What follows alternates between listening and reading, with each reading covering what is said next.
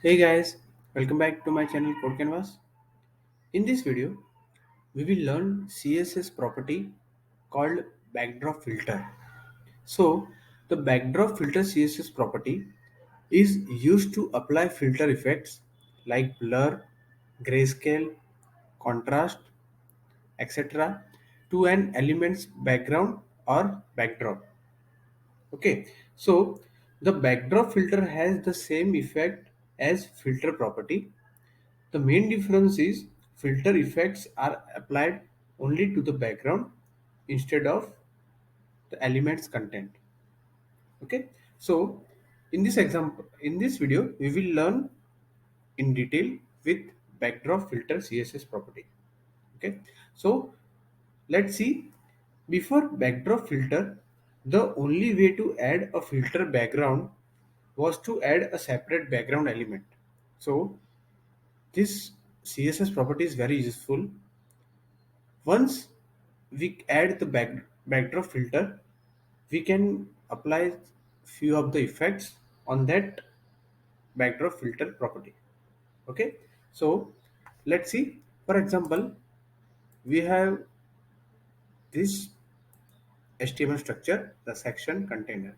Okay, right now I'm adding one background image. Let's say I have one background image and I'm adding it to this section. Okay, so let's open the CSS, background image, URL, and this is background image. It get reload. So this is background image added. Okay, let me add few properties like background position should be center.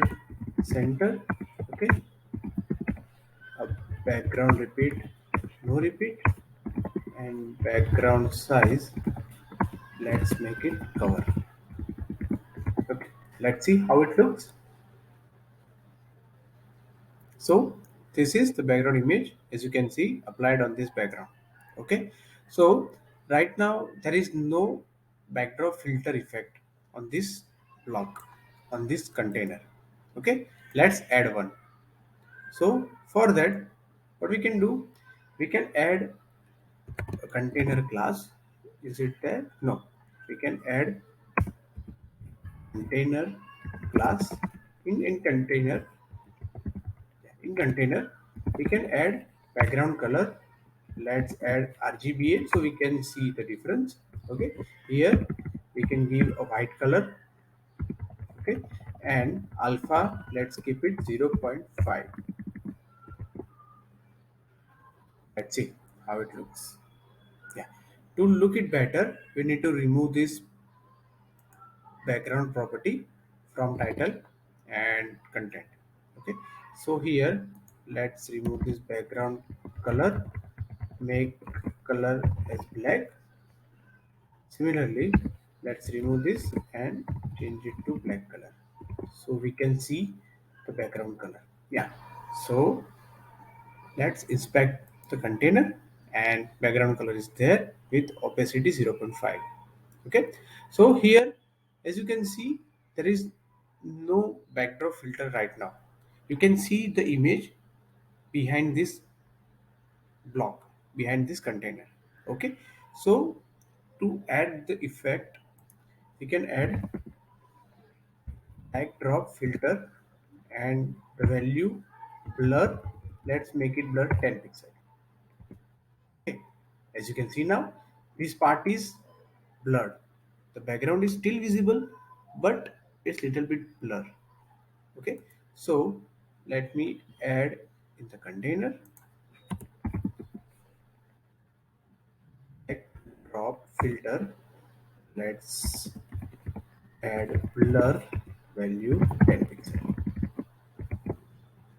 Okay, so let's see.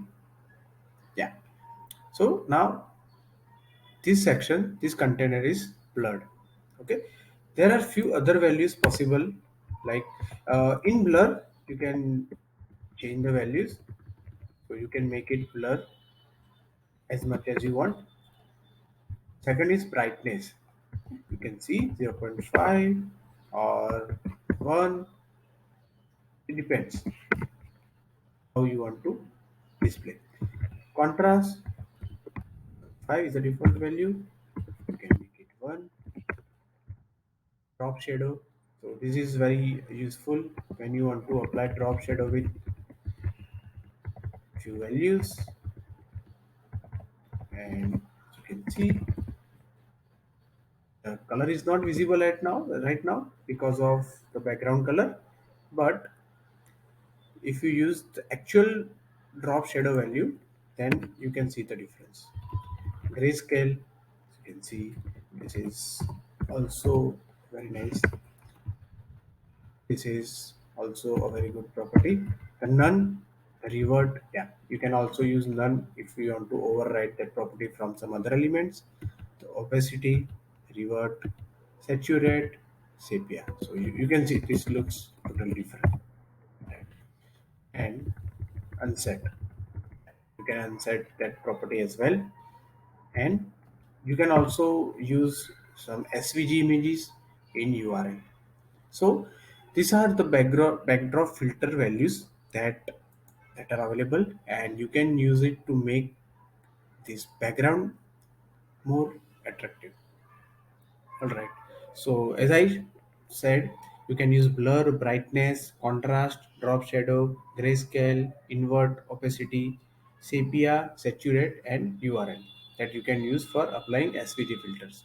Like so, you can also apply multiple filter functions for the backdrop, right? Okay. So this was the example for backdrop filter. This is all for this video, guys. If you like this video, please give me a like. If you are new to my channel, please subscribe to my channel and keep supporting. If you have any questions or any suggestions, you can leave your comments below. Okay, thank you.